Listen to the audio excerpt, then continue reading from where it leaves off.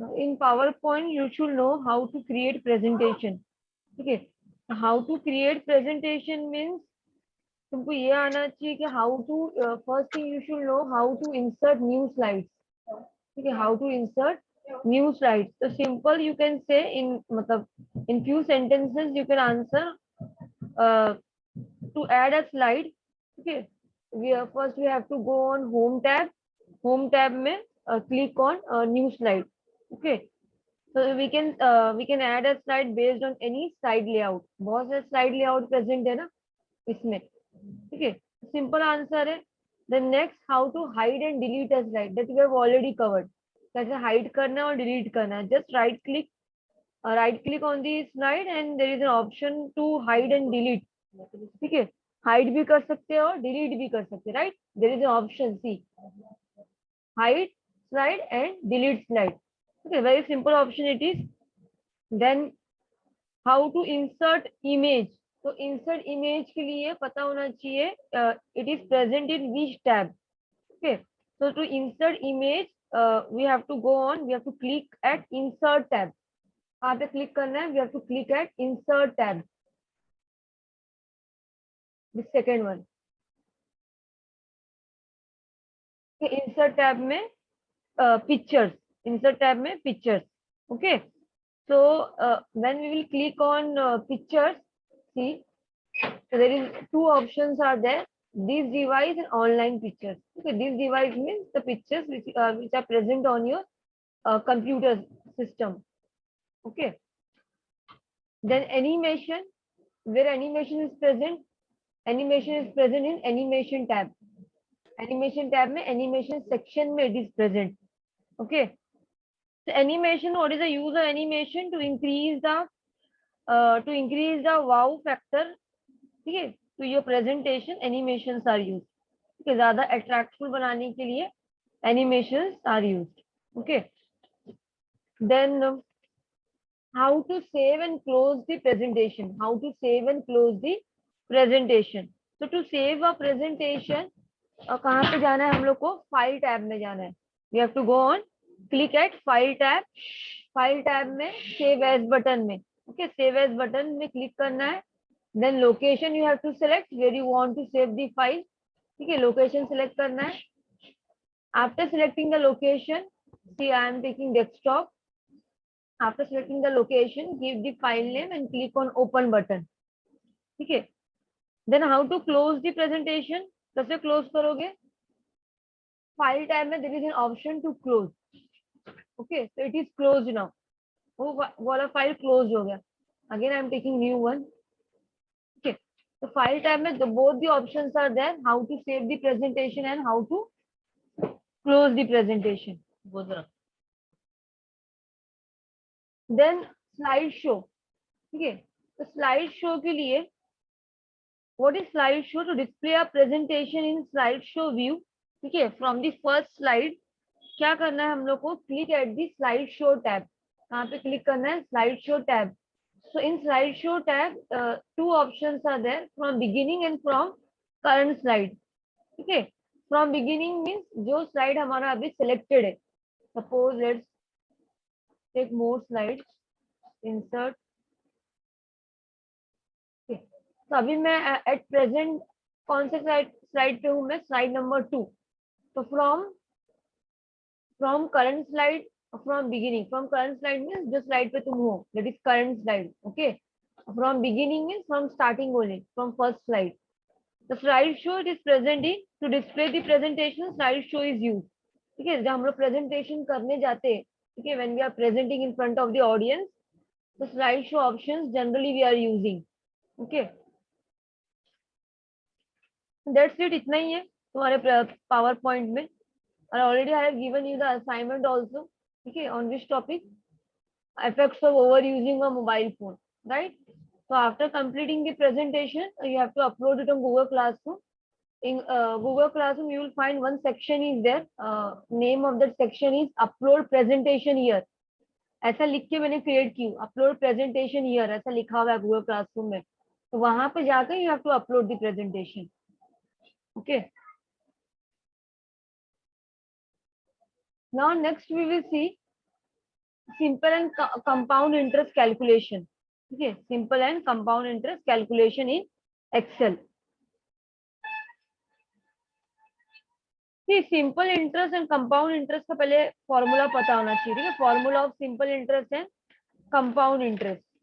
Formula of simple interest is, क्या formula है simple interest का? Principal multiply by, okay, see, I am writing here. Number of years and numbers of rate. Yes, rate of interest and divide And by, rate of interest. yes, divide by 100. So PNR, you can say PNR. Yeah, I'm writing here.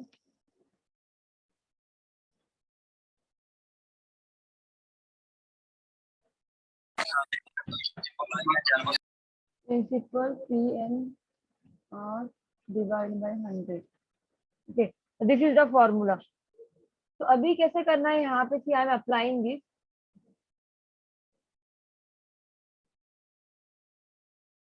ये data दिया हुआ है, ठीक है?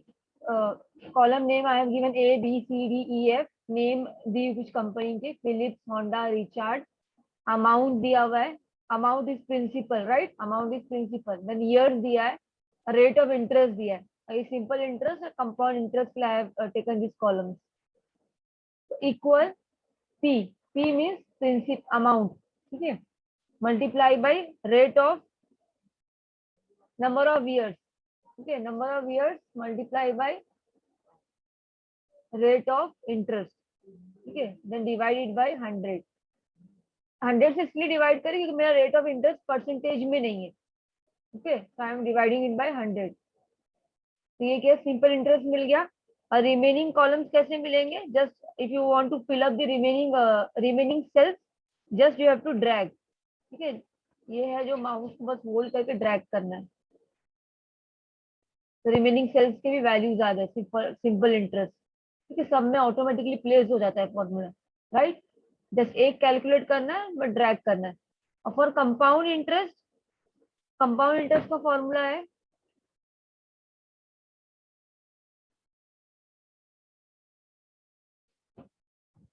Principal minus simple interest. Principal multiply by 1 plus rate of interest and divide by 100.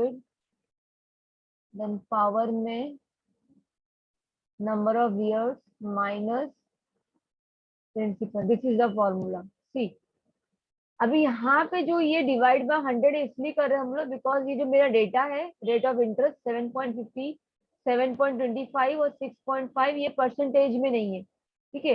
अगर ये value percentage में होता तो मैं डिवाइड बाय 100 नहीं करती, ठीक है? ये परसेंटेज में नहीं है, that's why I am dividing it by 100. Formula क्या है? Principal multiply by 1 plus rate of interest, ठीक है? देन पावर में क्या लिखना है? ये पावर का साइन है. यहाँ ये कैसे साइन आएगा फ्रॉम द कीबोर्ड? कैसे लोगे? शिफ्ट प्रेस करके 6 के ऊपर है, ये कीबोर्ड में जो 6 है ना, नंबर 6, उसके ऊपर ये सिंबल प्रेजेंट है पावर का, जो एन से पहले है यहाँ पे, ठीक है? ये पावर का सिंबल है. और जो भी, ये तो बात तुमको पता होगा ना सबको, कि मतलब जो जैसे अभी बटन्स है कीबोर्ड में 1 2 3 4 5 6 7 8 9, ठीक है? तो उसके ऊपर भी सब सिंबल्स है, राइट? तो ऊपर का सिंबल लेना तो डायरेक्टली वी कांट टेक, नीचे वाला डायरेक्टली ले सकते हैं, पर ऊपर वाला एक ही बटन में दो चीज है, नंबर भी है और ऊपर सिंबल भी है. तो ऊपर वाला लेने के लिए with shift we have to take, ठीक है? With shift.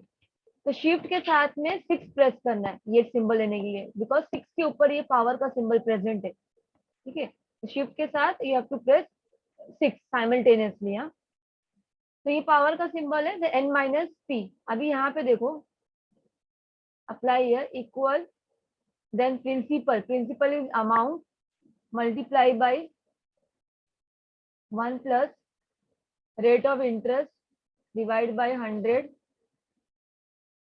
Okay, power sign I have to take, then shift and 6. Okay, n is number of years.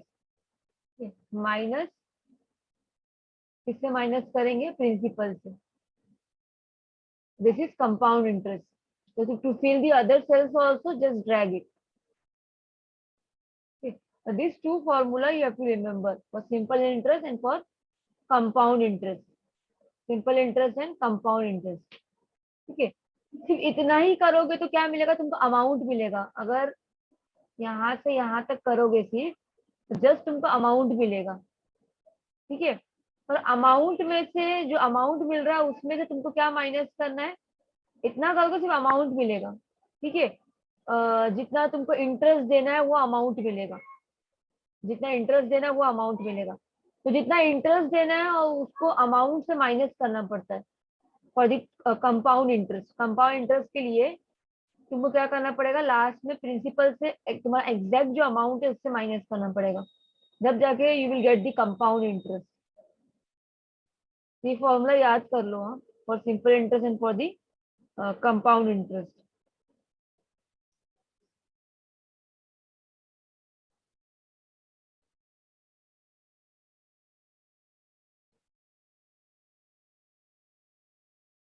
Okay, now next thing we will see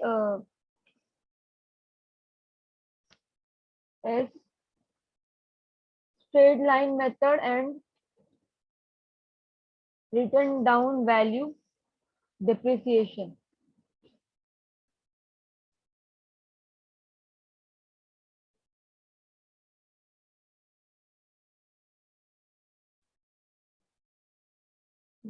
What is depreciation? Depreciation का क्या meaning है?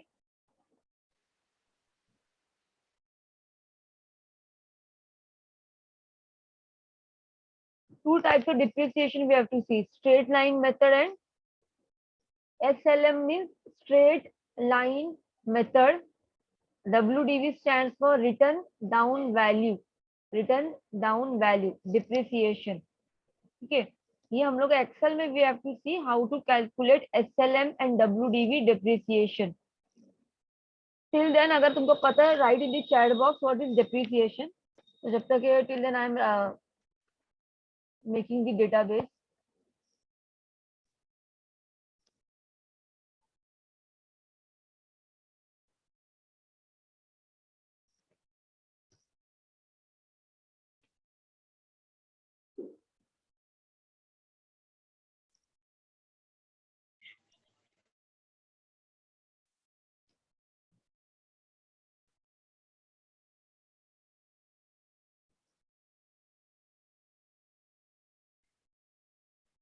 Rate of depreciation, let's take 10%. Okay, and cost 50,000.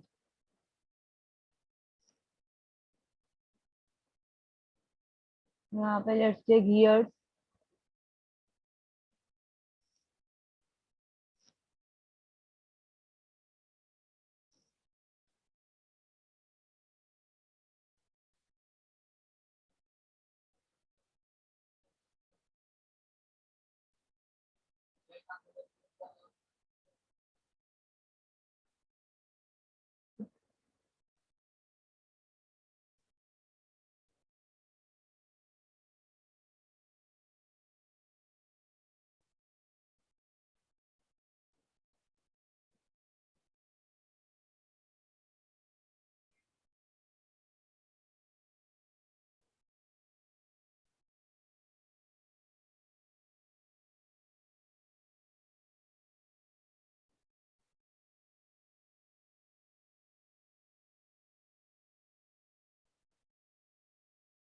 Okay, see here.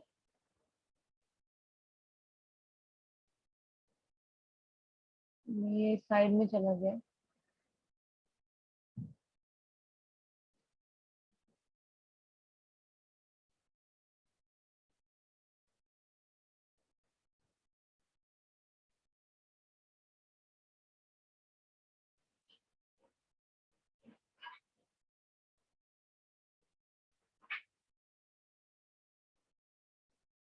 Okay, what you have written?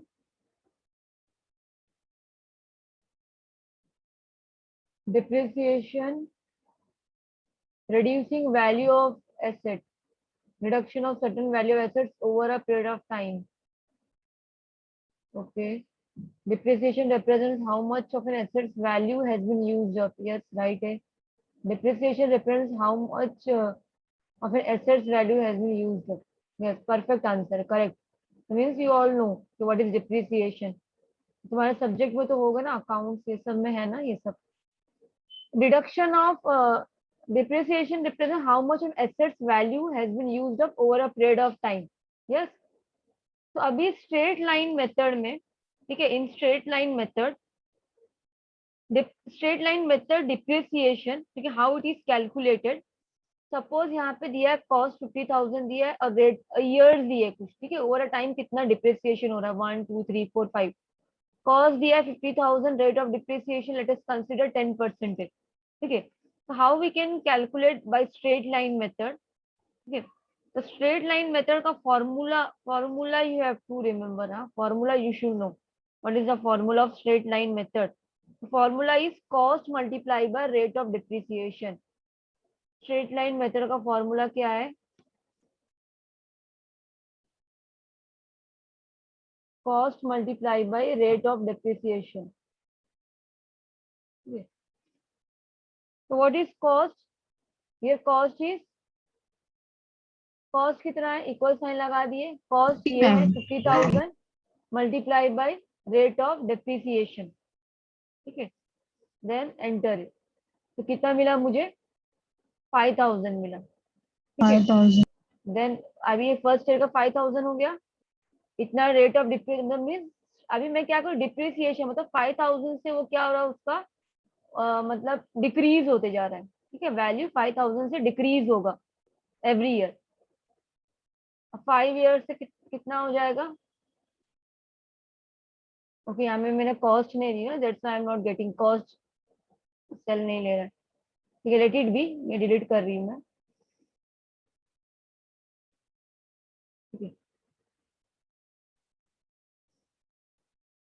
तो 5,000 से every year क्या क्या value क्या हो रहा है, डिप्रिशिएट हो रहा है.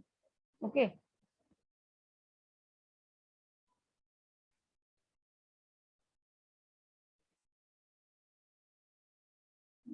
बाहर आना पड़ेगा. Again I am entering the formula. See, cost multiply by rate of depreciation into, okay, 5,000. What value are writing? 25,000.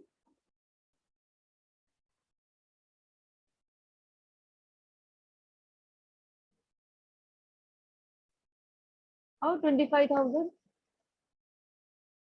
Which value are writing 25,000?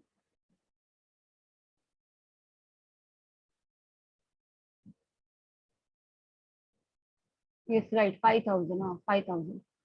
तो ये हम लोग को क्या मिला, डिप्रिसिएशन मिल गया. ठीक है, by using straight line method directly हम लोग क्या कर सकते हैं, कॉस्ट को रेट ऑफ डिप्रिसिएशन से अगर मल्टीप्लाई करेंगे तो हम लोग को वैल्यू मिल जाएगा. ठीक है, देन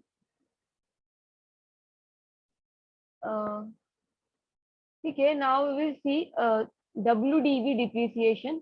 उसके बाद हमें देखेंगे दोनों में डिफरेंस क्या है. What is the difference between SLM and WDV depreciation.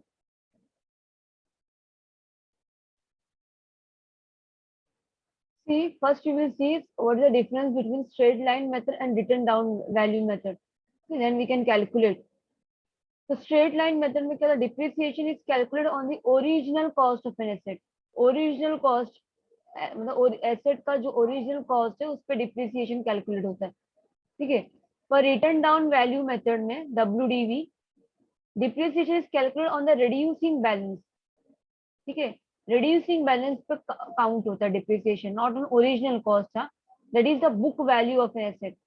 जो बुक वैल्यू है एसेट का उस पे कैलकुलेट होता है डिप्रिसिएशन. डिफरेंस, बहुत बड़ा डिफरेंस है यहाँ. ये ओरिजिनल कॉस्ट पे होता है depreciation. Straight line method means original cost पे हम लोग क्या कर रहे हैं, डिप्रिसिएशन कैलकुलेट कर रहे हैं. ठीक है, और written down value method means कहाँ पे, बुक वैल्यू ऑफ एसेट पे we are calculating the depreciation. फिर equal amount of depreciation is charge each year over the useful life of the asset. ठीक है, equal amount of depreciation charge होगा every year जब तक उसका life time है. ठीक है, यहाँ पे diminishing amount of depreciation is charge each year over the useful life. यहाँ पे कौन सा अमाउंट है, इक्वल अमाउंट. यहाँ पे डिमिनिशिंग, कितना तुम्हारा प्रोडक्ट डिमिनिश हो रहा है, राइट. और यहाँ पे इक्वल अमाउंट रहेगा, फॉर एग्जाम्पल 10% और बाई 15% और by 5%.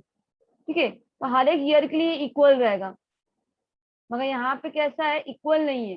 For every year it is not equal, diminishing amount product के वैल्यू के ऊपर है। ठीक है, diminishing amount of depreciation is charge every year diminishing amount से वो डिप्रिशिएट होता है। ठीक है, तो book value of the asset become zero, इसमें बुक वैल्यू ऑफ एसेट एक, जब उसका लाइफ टाइम खत्म होता है वो जीरो बन जाता है बुक वैल्यू। और इसमें बुक वैल्यू कभी भी जीरो नहीं होता है, book value of the asset can never be zero.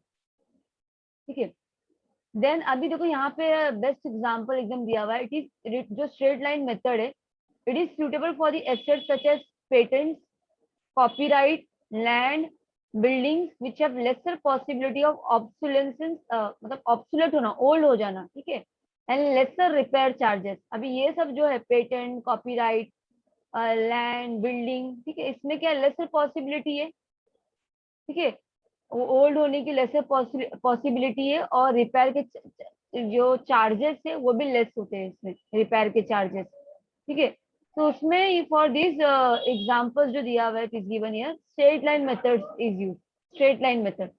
और ये जो एसेट्स है, रिटन डाउन वैल्यू मेथड कौन से एसेट्स के लिए सुटेबल है, विच नीड्स मोर रिपेयर। ठीक है, such as plant and machinery और कार, प्लांट, मशीनरी, कार, ये सब के लिए क्या होगा, इसका वैल्यू कभी भी जीरो नहीं बनेगा, याद रखो। प्लांट, मशीनरी, कार, इसका वैल्यू कभी भी जीरो नहीं बनेगा। ठीक है, इसका एसेट वैल्यू कभी भी, बुक वैल्यू जो है एसेट का, कभी जीरो नहीं बनेगा। तो it is suitable for the assets, उसके लिए प्लांट, मशीनरी, कार, ये सब के लिए return down value method is use. ठीक है, रिटर्न डाउन, तो एग्जाम्पल पता होना चाहिए कब स्ट्रेट लाइन मेथड यूज करना है और कब return down value method use करना है। Okay, as depreciation remains same over the years but repair cost increases in the later years। ठीक है, अभी ये क्या पॉइंट लिखा है, डिप्रिसिएशन जो है वो every year it will be same only. ठीक है, बट रिपेयरिंग का कॉस्ट इंक्रीज हो सकता है, आगे जाके रिपेयरिंग का कॉस्ट इंक्रीज हो सकता है। तो there will be unequal effect over the life of the asset, मतलब लाइफ ऑफ द एसेट पे कोई इफेक्ट नहीं पड़ेगा।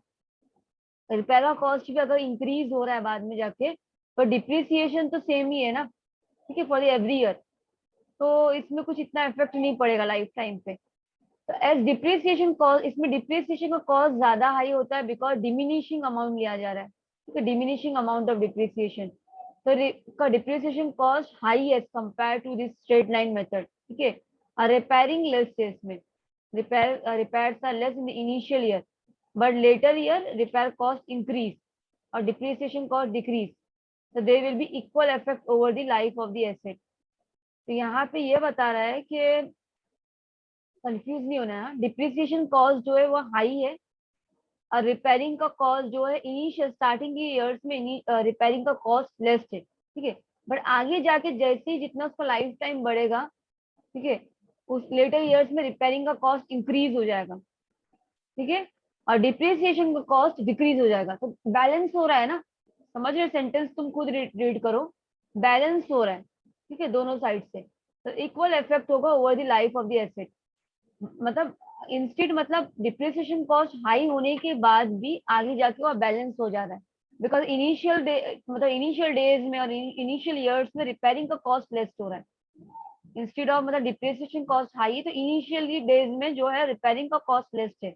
आगे जाके क्या होगा, डिप्रिसिएशन इंक्रीज है, डिप्रिसिएशन कॉस्ट अगर इंक्रीज हो रहा है, see again I am reading this sentence, depreciation cost is high and repairs are less in the initial years but in the later years repair cost, ठीक है, increase और depreciation decrease, so there is a balance, right?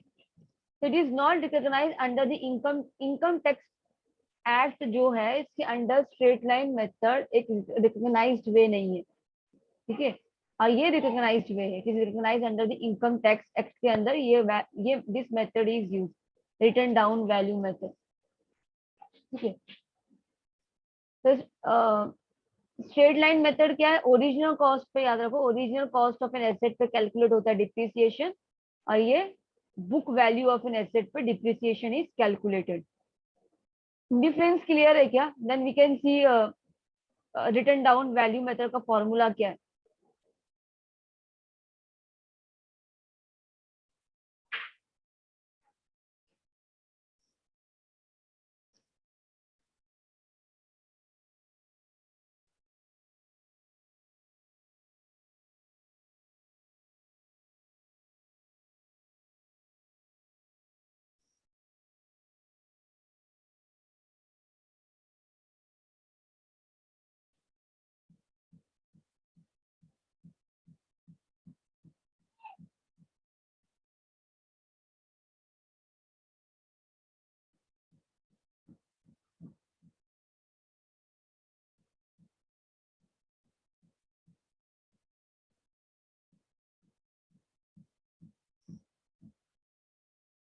Okay, clear है ना?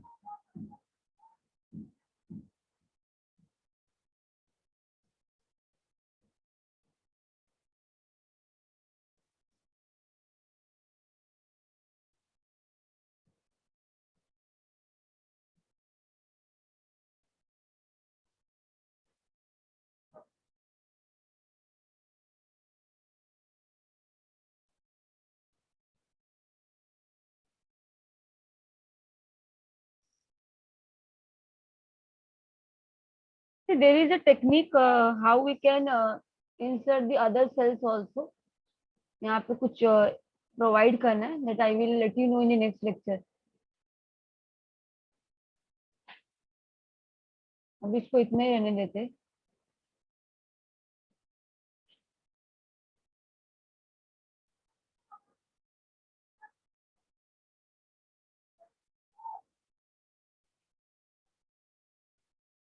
See, formula of written down value is cost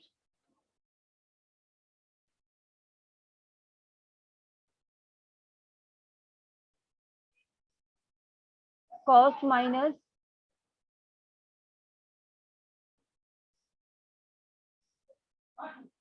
total of depreciation till last year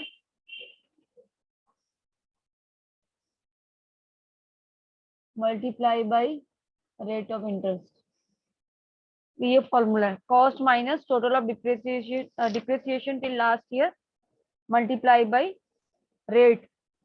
ठीक है, तो let's calculate this. ये table पे कर सकते कैलकुलेट.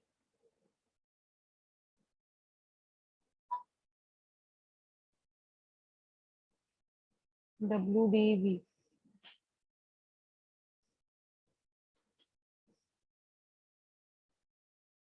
Equal sign cost. ठीक है, कॉस्ट को किससे माइनस करना है? Total of depreciation till last year. Total means sum करना है, राइट? टोटल मीन्स सम करना है पूरे डिप्रिसिएशन का. तो कहां से कहां तक होगा?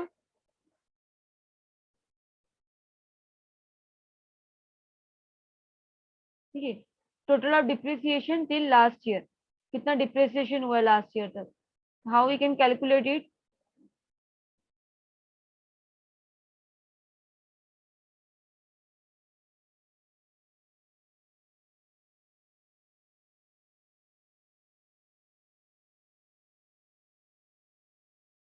ठीक है, अभी तो मैंने एक ही फाइंड की ना 5000, तो I am taking this only. अभी सम नहीं हो पा रहा है बिकॉज मुझे अदर वैल्यूज भी कंसिडर करना होगा. ठीक है, तो I am taking this value only. Then total depreciation till last year bracket close multiply by rate. ठीक है, तो rate of depreciation is 10%. Okay, I have passed only one number, that's why it is showing number error. Let's take dummy value here. 5000 we will get. यहाँ पे 5000 ही आएगा करोगे तो सम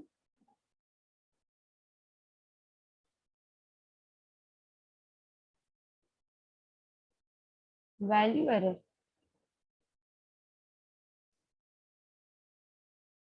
कुछ miss हो गया क्या? इक्वल. ठीक है, cost minus total of depreciation. ये जो डिप्रिसिएशन मिला है ना मुझे, ठीक है, डिप्रिसिएशन जो मिला है ये स्ट्रेट लाइन मेथड के थ्रू, ये इसका सम अप करना है. ठीक है, इसका सम अप करना है. तो sum, let's take it again, bracket close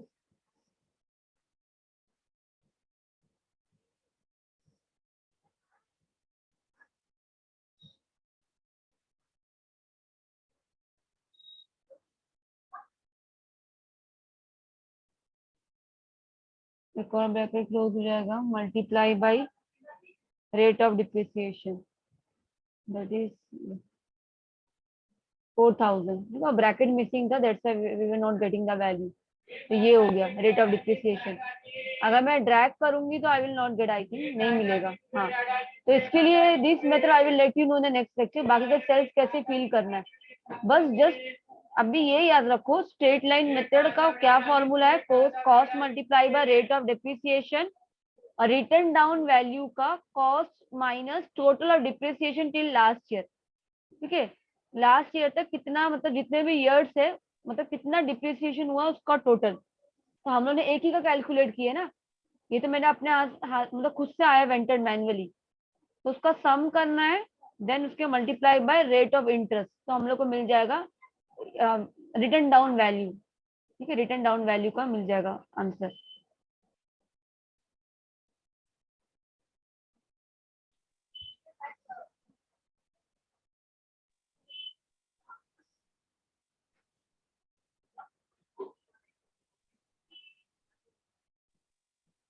Okay, I am stopping it here now. If there is any doubt in this WDV, then you can ask in the next lecture.